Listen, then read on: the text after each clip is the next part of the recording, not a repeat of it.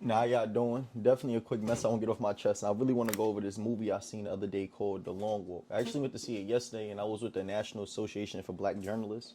I'm assuming that when films are dropped, they need to find a cohort of individuals that they want to see to, watch it. They come and tap on the shoulders of the National Association of Black Journalism. So before I even start, I want to say never be without an organization. That's something I heard from a leader of ours called Stoley Carmichael. And he said never be without an organization, meaning that even after you graduate college, which is the route I took, you want to make sure that you find ways to still be a part of an organization. I am an alpha, right? But I'm also a part of the National Association for Black Journalists now, which is dope. I look forward to seeing what's the work that they do. How can I be involved? Even though I use my platform as a journalist really to tell stories through a different lens, a little bit more radical, to question the system that may be, and I believe all journalists should do so. But that is a brief synopsis of even how we got to this video. But the video I'm gonna talk about, or the movie that I seen, was called The Long Walk. Long Walk. It was by Stephen King, right? And it's my first time being cognizant of the actual director of the movie in itself. And I know that there was a book, but I didn't watch. I never read the book. This is my first time just actually reading the movie and come across the story. And it's about like 4 topics that I really wanted to converse about. And I'll say, the movie overall, I'll start there with a synopsis that it was a good film. It's one that does make you question society. And I think that there's times where we see certain movies, I don't know exactly what we call them. Let me actually look it up now so I can start using the actual language for films as such. So I believe it's, okay, action adventure. I wouldn't call it that. So I had to look up Hunger Games, right? Because, let me see, Hunger Games. And I'm going to do this live because I want to make sure y'all see The Long Walk.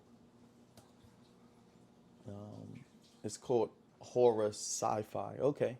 Well, I feel like they should be in the same realm. I'm not going to say that The Hunger Games was horror, but in regards to films that's being created, that's upon a world that we think is fictional, but have real, realistic or lessons that correlate to our reality, right? So I might come up with my own term for it.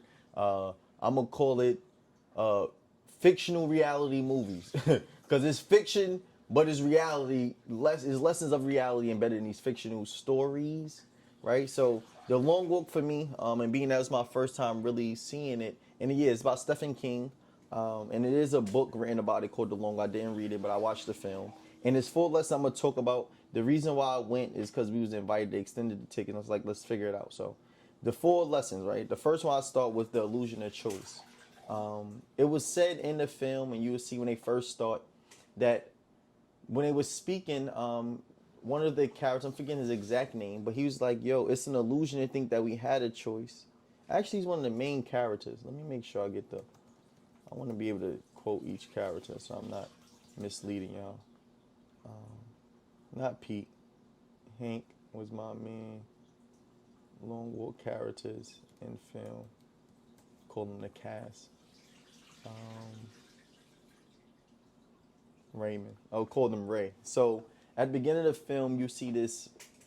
Damn, man, I don't even know where to start with a lesson actually. But the first one I'm gonna start was the illusion of choice, right? As the movie started, you will see Ray when he's speaking. He says one of the things that it's an illusion to think that we even had a choice to be here. He said when the system corners people into or puts people in a corner and only gives them one option on their way out, is that necessary giving them a choice to do it? He said we didn't choose to be here when we have a limited option on how it is that we get out of our circumstances. And I believe that in itself, and that's why I even said that the movie for me was much more than just something that they say is a horror sci-fi, but something that actually embedded certain lessons that can apply to reality. Because when I think about it, I think about the condition of those that's in poverty.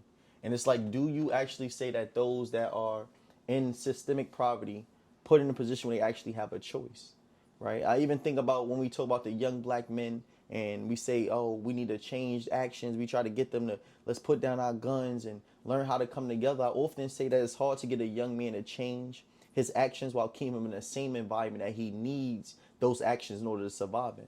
Like, how do you tell somebody to change who they are while keeping them in the same environment that conditioned them to become the way in which they are?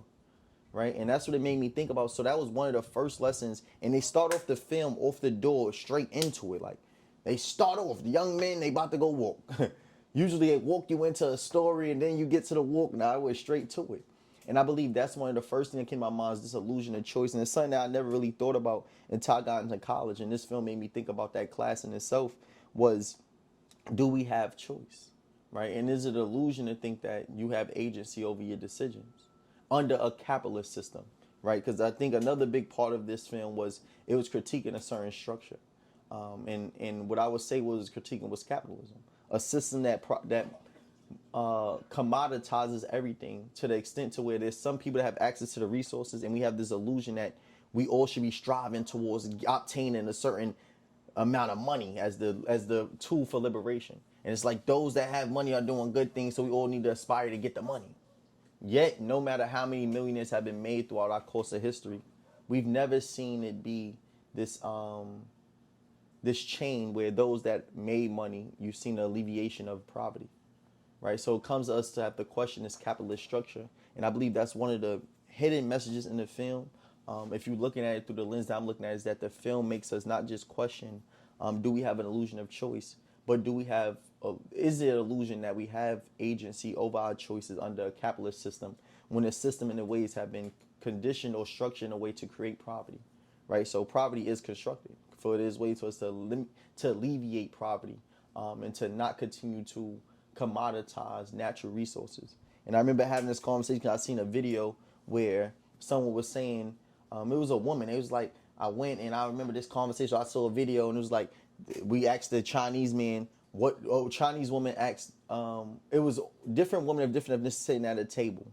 And each woman was basically saying like, what is it that our man contributes to society?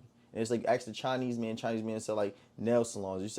You ask the Mexican woman, what is that they man contribute? They said construction. And then it got to this point where it was like, if you ask the black woman, what is that they man contribute? And they be like, oh, what is it that black men contribute to society? And I found it to be offensive. And the reason why is because I believe that in many ways we first started to measure contribution based solely on monetary compensation or things that we saw led to money. But I come to understand that there was a time where capitalism wasn't the main form of governance in all nations, especially in Africa. So what if we using a certain measurement of a certain tool to measure contribution based upon a group of people that never seen natural resources to be something that we should have ownership over? Right? So if you start saying that, it's like, what did black male contribute? Well, we contribute everything. We was the first scientists, the first people to establish civilization, the ones to develop family structures, all the above. But that may not be seen as a form of contribution under a capitalist system because those things in itself didn't necessarily equate to $1. And I believe that movie made me just think about that. So I get into the second lesson, and there was another young man a part of the film, I'm not sure his exact name or if it was told, but at the beginning of the film, you started to see him take notes. Like he asked, what's your name? And he'd write down a number. And he's like, as they started walking, you heard him come up to the front. He started to speak. And it was like, yo, and he's like, don't you see me taking numbers? He said, oh, you number 48. And he'd say your name. You number 47 and say their name. And he was like, don't you notice I'm taking the numbers and keeping track? They was like, yeah, why are you doing that? He said, because I want to create a book. He said, it would make me a lot of money. But imagine telling the story of someone or reading a story from the perspective of someone that was a part of the Long War. And in my mind, it was interesting to me because it made me question what is the role of the journalist, right? And what I'm saying that to say is that we live in a time period where not only are we questioning society, not only are we being put in a position where we must find ways to organize our generation. For I believe a revolution is needed. And what I mean by revolution, not just a change in thought, but actual actions where we change the system to which we are under in order to establish new institution and new leadership. Right. And when I'm saying that all to say is that I feel like journalists and the role of journalists have largely been undermined, and many people don't speak to the role that journalists play in all movements. Right. Because no matter whether the civil rights movement, the Soweto uprising, apartheid, what's going on in Palestine, what's going on in Burkina Faso, the thing in which changes how it is that the world begins to see themselves different is through who captures the story and how the story is told. Most times we don't think about that. Like when I think about Emmett Till death, it wasn't the fact that he died and how he was killed that led to Northerners becoming aware of what's going on in the Southern states, but it was how the story was told. It was the fact that a photographer for Jet magazine, they published the image of Emmett Till in an open casket looking brutalized and beaten on the front page of Jet magazine. That's what shifted the way in which the world seen what was going on in the southern states. That's how Northerners became aware and privy to what was going on in Jim Crow. I'm not saying that we didn't know, but it was through that image that really shook the nation. And I think we don't talk often about the way images played a role and how it is that we start to see injustice and start to empathize with those that are being subjected to injustice or oppression. When I think about what's going on in Palestine, it makes me think like, yes, we see on social media certain images and videos, but we got to understand the importance of these images. And when that right image is shown in the right magazine at the right time, how it shifts the perspective of a nation. There's even a story that called The Silence of the Times during the Holocaust. We don't even talk about the role journalists play. That the New York Times during the time the Holocaust was taking place did not cover it. But we don't talk about The Silence of the Times, actually the name of the book. We think about when it comes to in the Soweto uprising, when Hector Peterson was killed, it was an image that was taken that's known around the world, and it's this one right here. It's from this image alone that the world became aware of what was going on in Soweto. If it wasn't for this image that shook the nation, many people would not have became aware of what took place. So my thing is a big part of that film and that particular scene was it made me question what is the role of journalists and the importance of journalists, but also what role our journalists ought to play today. And I feel like our journalists not playing the role that they ought to play. And I'm actually putting together an event on September 12th that I'd love for y'all to come out to. For those that's in the area, it's going to be at the Brooklyn Bank in Brooklyn, New York. And if you have time, I'd love for you to stop by. Let me actually give you the address because I know people be watching my videos. So I want to make sure y'all know it is on 896 DeKalb Avenue. And I'd love for y'all to be there. But we're going to have a conversation about the role of journalists during a time of revolution. And I'm contemplating now whether it should be an all-male panel or if it should be black men and women. But I definitely want y'all to be in attendance. But we're going to speak about the role of the journalists during the time of revolution. Now let me get into the next lesson. I want to see. I'm going to go into my third one, then the last one. So I put capitalism triumphs race. What do I mean by that? How do I break this down to you? What I believe is that we live in a time period where often, even as a black man, we speak a lot of things in a racial lens, right? But it's important for us to come and understand that there's certain things that, that transcend the lines of race. And one of them happens to be class. What do I mean by transcend the line of race? Mean that there's certain forms of oppression that more people are subjected to outside of just a racial demographic, even though there's times where a certain race may be disproportionately impacted, right? So when I think of class and poverty, poverty is something that not only black people are subjected to, it's people of all races and ethnicities that are subjected to poverty. And one of the things I've seen in this film that I thought was important that many people may not speak to is how there was different races and ethnicities of young men that was a part of this walk. We had one that was Asian, one that was black, one that was also native from Africa, one that was white. And some of these things are not said blatantly, but through seeing the images, you can tell that these young men all are representations or representatives of different races and ethnicities that's all subjected to this form of poverty.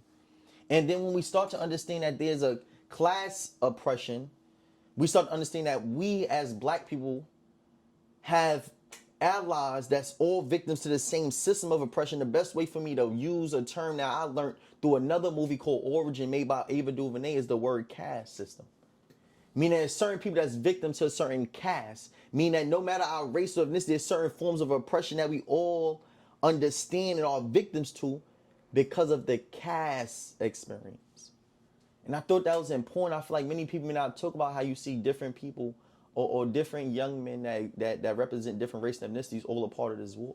For us to understand that the class oppression and the experiences that we face that transcend just our race, that make us allies to brothers of the same oppression. And if we ever wanted to overthrow a system, it takes us to become allies of one another. Which also makes me think of like Fred Hampton. We did the coalition, where it was the People's Coalition, where there's different people of different races and ethnicities that all came together, understood that if we wanted to overthrow a system, it took making some form of friendship and allyship with those that's all victims to it. And I want us to become privy to that because throughout the film, you're going to see this relationship being built between Pete and Ray, which one is a black man and the other one's a white man, but how they say they brothers. And it just makes me think about certain things, like even with Jesse Owens. Many people may not know when Jesse Owens, I want to make sure I'm saying it right, because last lap with white man, Olympics. I'm trying to get the name. Lutz Long, right? Including a long jump battle, Lutz Long cemented as status as a hero. Yeah, so I watched the movie Race, right? And you saw like when Jesse Owens did his last lap, Lutz Long actually stood beside him. And we often don't talk about this idea of how a brotherhood can exist beyond just the social construction of race. And I do want this message to be broadcast and understood that I have brothers that's not just black. So even when I talk about, I say young black men are going through certain things, there's also something that men are going through, right? And I just want us to know that just because we are of different races and ethnicities don't mean that we are not brothers.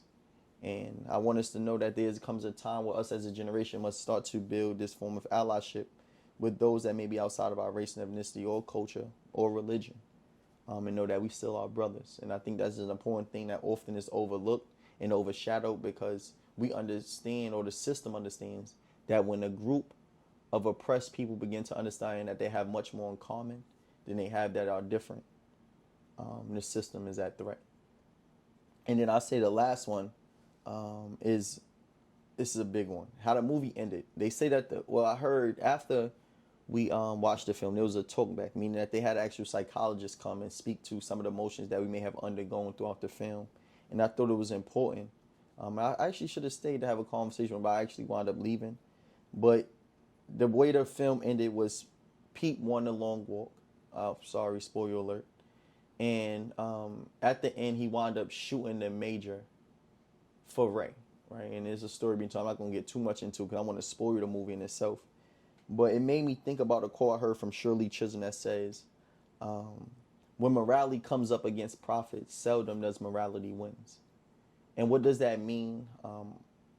Is that when you have to make a choice between money and what is deemed to be right or wrong, often many people will pick the money, whether it's against their morals or not.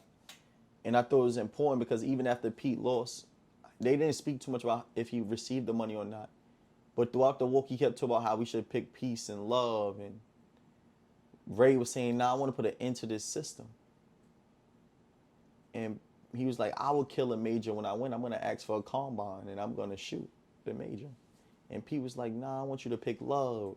And then at the end, it seemed as though, and how I interpreted, was that Pete had to make a decision between being glorified for winning the long walk and receiving the money, or finding ways to put an end to the game. And I made this analogy, and I don't want everybody may interpret it different, but through killing the mayor, it was like killing the mayor or the major. It was more like putting it into the game. And what I believe is that many people, as I'm seeing us becoming a more materialistic generation, will often choose the money over ending the game, because they won trillions of dollars or whatever it may have equated to. They would have took that rather than ending the game, which was through killing the major.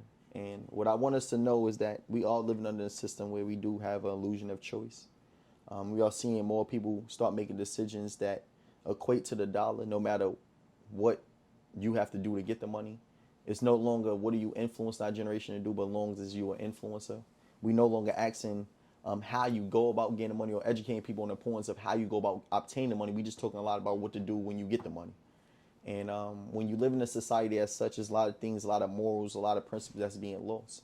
And what I want to encourage us to do from this lesson being taught in the movie is that I need us to pick our morality over the profit. And it makes your journey harder for sure, because there's certain opportunities you won't get. Even me as a speaker, certain places that I may not be able to speak at, certain places I will be able to speak at, but knowing that something comes at the expense of standing on moral over profit. And I just want to re-emphasize that quote that Shirley Chisholm said, which that when morality comes up against profit, it's seldom that profit wins. And as a new generation, I believe that we need to overturn that and know that there comes a time where we will pick our morality over the money. And I'm going to end it there. I want y'all to, whoever watched the film or going to go watch the film, let me know what your thoughts are. And I look forward to hearing your comments, your reactions. To have a conversation and dialogue around it, I'm definitely going to chop this up into some reels. and have it posted. But I definitely want to have an ongoing conversation. The film has not come out yet, but they did say it's okay for me to create a reaction, so I'm doing that now. And I look forward to having a conversation with those that's going to watch the film. You know, I'm a film critic in many ways, so I look forward to having that conversation. And I want to know what y'all perspectives are. So like, share, comment, follow this page. Not only do I use my platform to speak upon lessons of spirituality, to not only critique films, not only to educate our young black men, but most importantly to organize us as a generation. So like, share, comment, the Jordan Pierre page. I love y'all. And voice, I'm going to have the link in the bio if y'all to buy a shirt if y'all want to. Like, share, and subscribe. Love y'all.